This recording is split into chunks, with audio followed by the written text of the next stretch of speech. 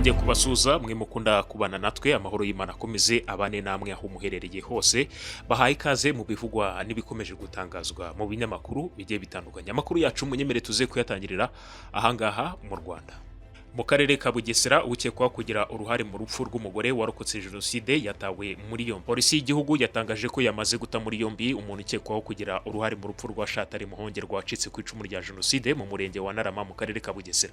Mu ijoro rya tariki y'enye Mata 2025 mu kagari ka Nzenze mu murenge wa Ntarama mu karere ka Bugesera nibwo hiciwe umubyeyi warokotse jenoside yakorewe abatutsi mu mwaka 1994 atewe ibyuma n'ibindi bikoresho gakondo. Bamwe mu baturage bo muri uwo murenge batangaje ko nyakwigendera yishwe urw'agashinyaguro kuko ashobora kuba yishwe hakoreshejwe intwaro gakondo zirimo ibyuma. Umwe muri bo yagize ati ashobora kuba yishwe hakoreshejwe ibyuma cyangwa izindi ntwaro gakondo kuko aho bamukururaga bajya kumushyira aho twamusanze hari amaraso menshi. Umwe mu baturage bagize kuri nyakwigendera bwa mbere yatangaje ko ubwo yari ari kwiyahirira ubwatsi yabanje kubona ikofi irimo ibyangombwa hafi yaho yabonye uyu mubyeyi maze aza kuyishyira nyirayo. Akomeza avuga ko amaze kubona nyakwigendera yishwe yakuwemo amara. Abaturage basaba ko uzahamwa n'iki cyaha cyo kwica nyakwigendera yahanwa n'amategeko.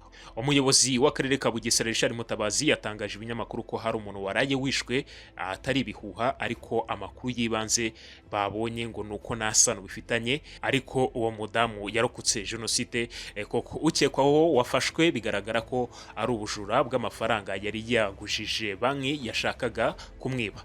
Ibyo nibyo byibanze ariko iperereza riracyakomeje. Polisi y'u Rwanda nayo yatangaje ko hari umuntu umaze gutabwa muri yombi kandi iperereza rigikomeje.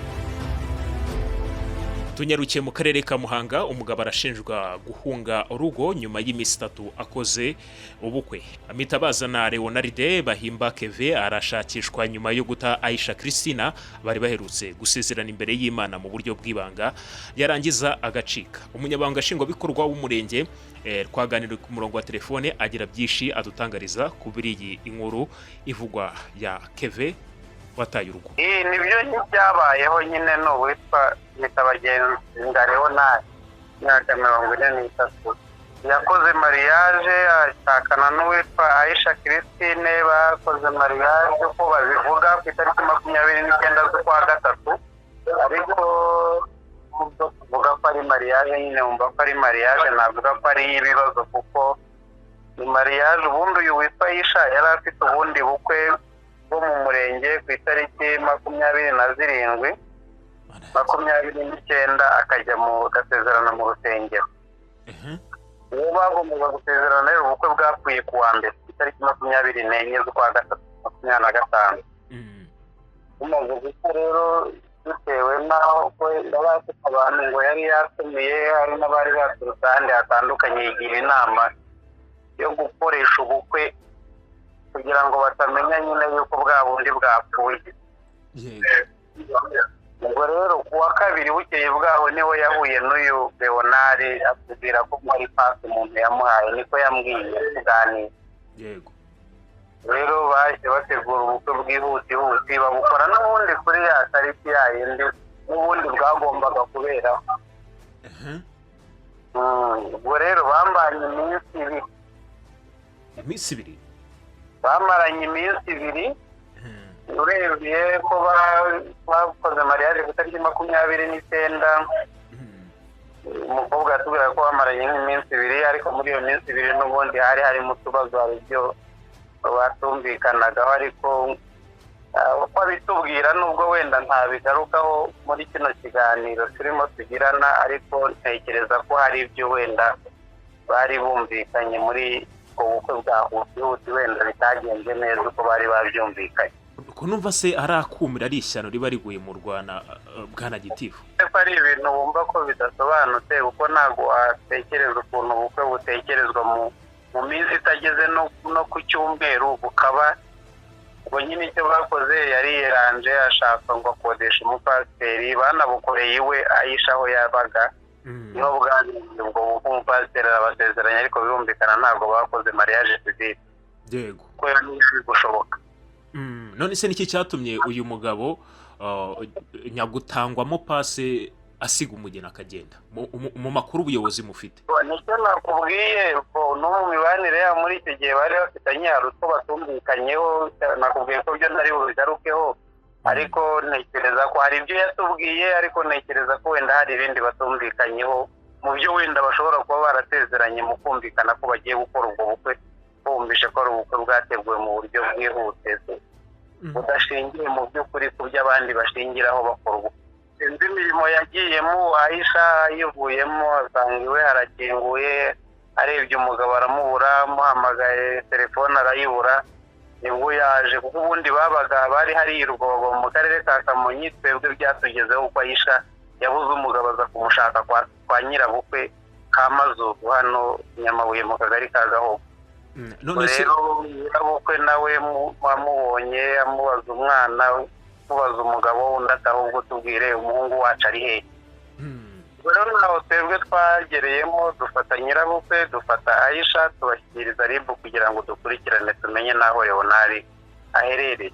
Nuko urebye mu by'ukuri biteye. Urumva Aisha kugira ngo ajye gushaka undi mugabo bakora ubukwe wa wundi wa mbere nk'uko bivuzeho yari yashatse undi. Imihango yari yarabaye, cyari gitegerejwe n'umuhango wa nyuma. Uwo mugabo wa mbere wari warasezeranye. Yaduhaye nuko bagombaga gukorana mariage tugire ku wa 4 hari ku itariki 27 z'ukwa gatatu, bagakora mariage religieux cyangwa mu rusengero ku itariki 29. Ari mbwo nabwo n'ubwo bundi bwabaye. Ubwo nandi kukubaza kuri wa mugabo nyine wa mbere, ubwo nta makuru mubifiteho byo? Wa mbere nta makuru yanditse mu tutari cyo tuzi cyo nuko uko bari bafitanye bwapfuye nyine muri icyo cyumweru kwa mbere, hanyuma ku wa kabiri abona pase y'uwo wundi nuko agize. Leonard yahungiye hese ubu ngubu yaba yarabonetse? Amakuru numvishe nuko ashobora kuba yarabonetse, ariko mwabikurikirana kuko twari twasabye inzego zibishinzwe gukurikirana, ariko abo bombi n'ubundi nibo bagombaga kudufasha, yaba nyirabukwe yaba n'uwo Aisha nibo bagombaga kudufasha kugira ngo aboneke. Numvishe amakuru ashobora kuba yarabonetse, ariko ntabwo ndavugana nawe, ntabwo nabikwemeza, ntabwo nabyemeza ahangaha. Amakuru ya Leonard ubundi ni muntu ki we? Ni umuturage usanzwe, nta bindi bidasanzwe tumuziro, umuturage usanzwe nk'abandi bose. Ntabwo yari yubatse? Nta mugore uzwi tuzi afite, kuko no mu batashye ubukwe n'ubundi harimo abaturanyi n'abo bose, nta urumva rero ko yaza kuba afite undi mugore uzwi, byagombaga kuba guca mu zindi nzira kugira ngo abashe gukora ubwo bukwe bumwe. Nk'iki rero muza gusaba abaturarwanda bose muri rusange, by'umwihariko abo muri kano gace byabereyemo n'imiryango yagize kwakira iyo nkuru mpimbano, inkuru iteye ubwoba? Kugira ngo icyo tuvuga twebwe cyangwa se icyo twibutsa buri wese ni uko umuryango ni ikintu gikomeye. Ntabwo kubaka umuryango ari ibintu umuntu ahubukira, ntabwo ari ibintu umuntu akora atatekereje, ntabwo ari ibintu umuntu akora kugira ngo akemure ikindi kibazo cye yifitiye ku ruhande. Ni ibintu umuntu akora yabitekerejeho, abona ko ari ngombwa kandi abikeneye, yiteguye no kubaka uwo muryango, ndetse akagira n'umwanya uhagije wo gushaka no guhitamo uwo bazabana, kuko umuryango ni ikintu twese tugomba kubaha. Icyo dusaba rero abaturage bacu, kuko urumva n'uwo nubwo yabitekereje gutyo, ariko mu by'ukuri ntiyubatse, niyo mpamvu turimo kuvuga ibi byose. Kugira ngo rero nubwo ubwa mbere bwari bupfuye, ariko iyo aza gufata umwanya agashaka undi yitonze, akazakora ubukwe nyine akwiriye kuba akora, ntabwo ntekereza ko ibi turimo tuvuga byari kuba ari byo turimo tuvuga uyu munsi. Itorero Anglikani mu Rwanda ryasabye abayoboke baryo kurwanya ingengabitekerezo ya jenoside. Ubuyobozi bw'itorero rya Anglikani mu Rwanda bwasabye abayoboke baryo gushyira mu bikorwa gahunda zo kwibuka no kurwanya ingengabitekerezo ya jenoside. Byatangarijwe mu ihuriro ryahujwemo n'abepiskopi bose b'itorero rya Anglikani mu Rwanda n'abafasha babo kuva ku itariki 2 kugeza kuri 5 Mata. Itangazo ryasohotse nyuma y'uyu mwiherero rivuga ko biyemeje gushyigikira abayoboke ba AER n'abanyarwanda muri rusange rusange kwitabira ibikorwa byo kwibuka ku nshuro ya 31 jenoside yakorewe abatutsi mu mwaka w'1994. Aba bayoboke kandi basabwa gushyira mu bikorwa gahunda zo kwibuka, kurwanya ingengabitekerezo ya jenoside no gukomeza urugendo rw'ubumwe n'ubwiyunge. Kuva 2019 kugeza 2024 urwego rw'ubugenzacyaha RIB rwakurikiranye amadosiye asaga 2426 arimo abantu basaga 3179.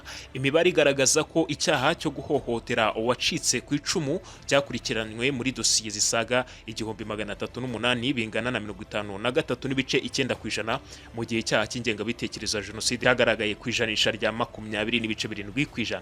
Kuzimiza cyangwa gutesha agaciro ibimenyetso cyangwa amakuru byerekeye jenoside byagaragaye mu madosiye asaga 191 bingana na 7.9%. RIB igaragaza ko ibyaha by'ingengabitekerezo ya jenoside bigaragara cyane muri Mata ugereranyije n'andi mezi, kuko amadosiye asaga 941 angana na 41.6% yose yakurikiranywe muri uku ukwezi. Abagaragayeho ibi byaha biganje mu rubyiruko cyane kuko bafite imyaka 14, 16 bagize 16.4%, mu gihe abafite imyaka 31 kugera kuri 40 ari bo 26.6%, abafite imyaka 41 kugera kuri 50 bangana na 22%, naho abafite imyaka guhera kuri 51 kugera kuri 60 bagera kuri 17.6%, abafite imyaka 60 kuzamura bo bagize 17.4%. M23 yateguje ingamba zikomeye nyuma y'uko ubutegetsi bwa Kongo bwishe abantu 10 bo mu bice igenzura. Ihuriro AFC 23 ryatangaje ko itegeko ry'ubutegetsi bwa Kinshasa abagizi ba nabi bishe abantu 10 bo mu muryango umwe barimo abana n'abagore, igaragaza ko itazakomeza kwihanganira ibikorwa bibisha nk'ibyo ngibyo, ndetse ko igiye gushyiraho ingamba zikomeye zikumira bene ubwo bwicanyi. AFC 23 yatangaje ko abo baturage bishwe mu ijoro ryo kurenye rishyira kuresha Mata bicirwa mu gace ka Kanzana ho muri teritwari ya Nyirangongo ho muri Kivu y'Amajyaruguru. M23 yavuze ko abagizi ba nabi bakoze ayo mahoro bifashishije uburyo AFC 23 yashyizeho bwo koroshya ubwikorezi bw'ibicuruzwa n'igendo ku baturage binyuze mu gufungura imihanda iherereye mu bice igenzura. Itangazo yanyujije kuri X, umuvugizi wa AFC M23 mu bya politike Lawrence Kanyuka rikomeza rigira riti ubu bugizi bwa nabi bwateguwe bigizwemo uruhare na Kinshasa bugamije guhindanya isura ya AFC 23 mu buryo bw'ubugwari. AFC 23 yaburiye ubutegetsi bwa Kongo n'ingabo zayo ku bijyanye n'ibi bikorwa by'ubugizi bwa nabi, igaragaza ko uko byagenda kose igomba gufata ingamba zikomeye zijyanye no kurwanya ibyo bikorwa no kunesha abagizi babigizemo uruhare. Iri huriro rirwanira uburenganzira bw'abanyekongo bimwe na Kinshasa ryagaragaje ko ubwo bwicanyi bukomeje kubangamira gahunda yo kwimakaza amahoro muri iki gihugu nk'uko yemejwe n'imiryango itandukanye yaba iy'akarere na Afurika muri rusange. Iri tangazo rikomeza rigira riti ibi bikorwa by'ubugizi bwa nabi kandi bihonyora gahunda yo gushyiraho agahenge yatangajwe na M23 ubwayo. AFC 23 yagaragaje ko igikomeye ku muhati wayo ari ukurinda no kurengera abasivile, ariko inagaragaza ko ikirajwe ishinga no guharanira amahoro arambye muri Kongo. Barack Obama yemeye ko umubano we na Michelle Obama wajemo urunturuntu. Barack Obama yaciye amarenga ko yaba yarigeze kugirana ibibazo n'umugore we Michelle Obama nyuma y'igihe bivugwa ko aba bombi batabanye neza ndetse ko baba bagiye guhana gatanya. Hirya no hino mu binyamakuru byo muri Leta Zunze Ubumwe za Amerika hakunzwe kugaragara inkuru zivuga ko umwuka utari mwiza hagati ya Barack Obama wabaye perezida w'iki gihugu n'umugore we Michelle Obama. Byatangiye kuvugwa muri Mutarama ndetse binavugwa ko ibibazo biri muri urugo rwabo byatewe n'umubano wihariye Barack Obama afitanye n'umukinnyi wa filimi Jennifer Aniston. Gusa Aniston yaje kubihakana avuga ko nta kintu na kimwe kimuhuza na Barack Obama. Amakuru y'uburyo Barack Obama na Michelle babanye nabi yakomeje kuvugwa, aho n'ubu Barack Obama ubwe yaciye amarenga agaragaza ko hari ikibazo yari afitanye n'umugore wiwe. Ibi yabigarutseho mu kiganiro yatanze muri kaminuza ya Hamilton, yabibwiye umuyobozi wayo Stephen Tupper ko yigeze kunyura mu bihe bikomeye mu minsi yashize. Yagize ati nari fitanye ikibazo gikomeye n'umugore wanjye, nagerageje rero kwikura muri uwo mwobo nkora ibintu bishimishije rimwe na rimwe. Barack Obama wirinze kugira ikindi avuga ku kibazo yagiranye n'umugore we, abivuze mu gihe byari bimaze iminsi bivugwa ko mu rugo rwe bitagenda neza. So bwa mbere uyu mugabo yavuga ibibazo yagiranye n'umugore we, kuko 2023 yavuze ko kuba yarabaye perezida muri manda ebyiri zikurikiranyije byagize ingaruka ku rugo rwe, kuko yari atakibonera umwanya umugore n'abana. Ni mu gihe muri 2022 Michelle Obama yavuze ko kuba arambanye na Barack Obama byamusabye kwiga kubabarira, kuko yamubabariye ku bintu byinshi kugira ngo urugo rwabo rukomeze gushinga imizi. Cyakora nubwo aba bombi bagiye bagaragaza ko umubano wabo atari shyashya, ntabwo bigeze bavuga ngo berure ikibazo bagiranye mu bihe byashize. Munyebere n'ubundi amakuru yacu tuyasoreze kuri Barack Obama yanenze ibyemezo Trump akomeje gufata kuva yasubira ku butegetsi. Barack Obama wabaye perezida wa Leta Zunze Ubumwe za Amerika yatangaje ko atewe impungenge n'ibyemezo bya politike bigenda bishyirwaho na Donald Trump kuva yatorerwa kuyobora iki gihugu ku nshuro ya kabiri. Ibi yabigarutseho mu ijambo yatanze ubwo yasuraga kaminuza Hamilton iherereye muri leta ya New York, aho yanenze bikomeye politike zitandukanye zagiye zishyirwaho na Trump, harimo kuzamura imisoro ku bicuruzwa byinjira muri Amerika biturutse mu bindi bihugu.